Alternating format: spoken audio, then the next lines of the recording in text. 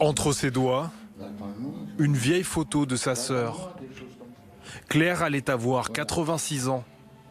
Elle est partie seule, dimanche dernier, dans la chambre de son EHPAD. Un décès brutal, inattendu pour son frère. On m'a dit elle commence à avoir de la fièvre, voilà, point. Mais on m'a pas dit pourquoi. L'EHPAD nous avait prévenu à temps très tôt qu'il ne fallait plus aller visiter ma sœur. Mais je n'en veux absolument à personne, c'est le destin. Pas de rancœur, pas de colère non plus. Même lorsque l'enterrement est réduit à peau de chagrin à cause du Covid-19. Elle va être enterrée demain dans la plus stricte intimité, et peut-être ma femme et ma fille, c'est tout point. La sœur de Roger Brissinger s'est éteinte ici, dans cette EHPAD des Vosges. Derrière ces murs, au moins 20 décès sur une centaine de résidents, sans qu'il soit possible d'affirmer que le coronavirus en soit la cause principale.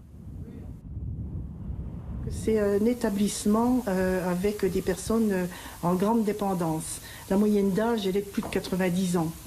Donc il est bien certain que les personnes avec de fortes pathologies, qui sont en difficulté, déjà en temps normal, souffrent, prennent bien sûr cette maladie de plein fouet.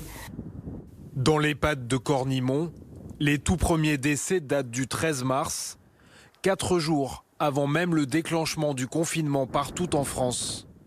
L'établissement se trouve à quelques dizaines de kilomètres de Mulhouse, l'un des tout premiers foyers de contamination. Pour le député de la circonscription, le pic de contamination est désormais dépassé.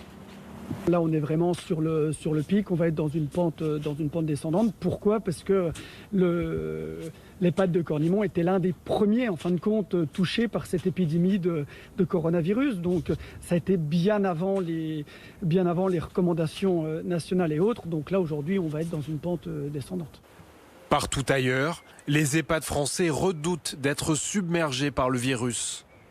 Les cas spectaculaires se multiplient, comme dans cet établissement parisien. Déjà au moins 13 décès, plus de 80 contaminations avérées. Mais pour les spécialistes, les situations de crise restent localisées. Sur les 6500 à 7000 EHPAD en France, on a une petite minorité d'EHPAD aujourd'hui qui est touchée, qu'on estime aujourd'hui dans les zones fortement touchées à 20-30 établissements qui sont en situation critique.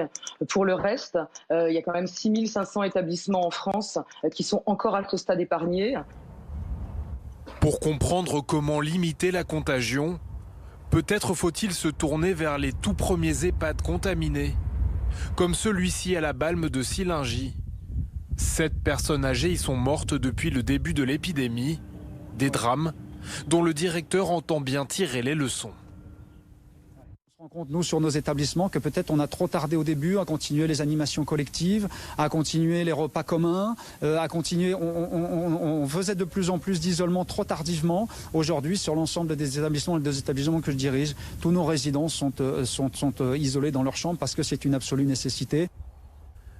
Désormais, le confinement des personnes âgées en EHPAD est quasi total. Depuis le début de l'épidémie, près de 80% des personnes décédées avaient 75 ans et plus.